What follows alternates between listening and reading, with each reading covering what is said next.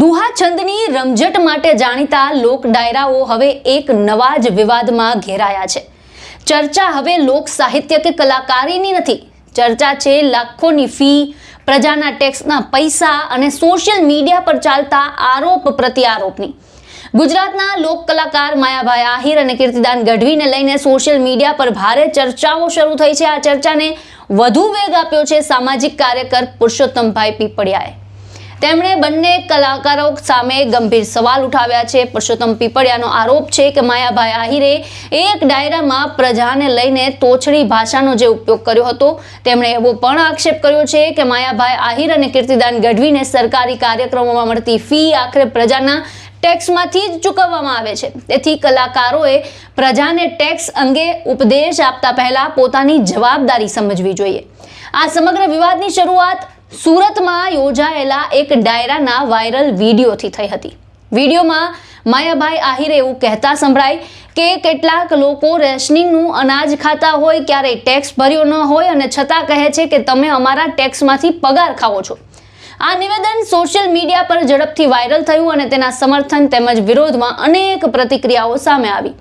આ દરમિયાન Purushottam પીપળિયાએ social media પર પોસ્ટ કરીને સવાલ ઉઠાવ્યો કે જે કલાકારો આજે ટેક્સની વાતો કરે છે તેઓ પોતે સરકારી કાર્યક્રમોમાં પ્રજાના ટેક્સના પૈસામાંથી લાખો રૂપિયાની ફી મેળવે છે। તેમની પોસ્ટ બાદ રાજકોટ મહાનગરપાલિકાના ખર્ચ અંગેની કેટલીક વિગતો પણ સોશિયલ મીડિયામાં ચર્ચાનો વિષય બની।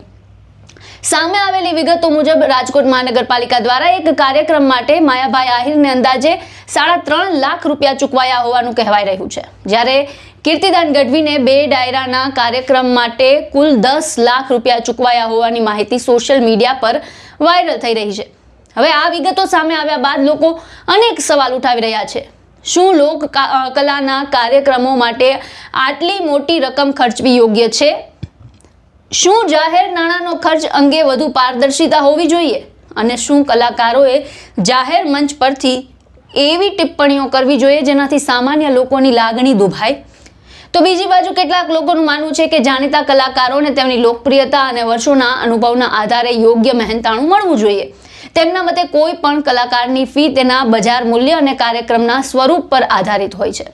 હાલ સોશિયલ મીડિયા પર આ મુદ્દે ચર્ચા જોરશોરથી ચાલી રહી છે। એક તરફ માયાભાઈ આહિરના નિવેદનને લઈને પ્રશ્નો ઉઠી રહ્યા છે, તો બીજી તરફ સરકારી કાર્યક્રમોમાં કલાકારોને ચૂકવાતી ફી અંગે પણ ચર્ચાઓ તેજ બની છે। હવે જોવાનું એ રહેશે કે આ સમગ્ર વિવાદ અંગે માયાભાઈ આહિર, કીર્તિદાન ગઢવી અથવા સંબંધિત તંત્ર તરફથી કોઈ સત્તાવાર સ્પષ્ટતા કરવામાં આવે છે કે કેમ। ત્યારે આ સમગ્ર મામલે આપનું શું માનવું છે? શું લોક કલાકારોને જાહેર કાર્યક્રમોમાં મળતી લાખોની ફી યોગ્ય છે અને જાહેર મંચ પરથી ટેક્સ અંગે આવી ટિપ્પણીઓ કરવી યોગ્ય ગણાય? આપનો અભિપ્રાય અમને કોમેન્ટ બોક્સમાં જણાવો અને તમામ ન્યૂઝ અપડેટ માટે અમારી સાથે જોડાયેલા રહો।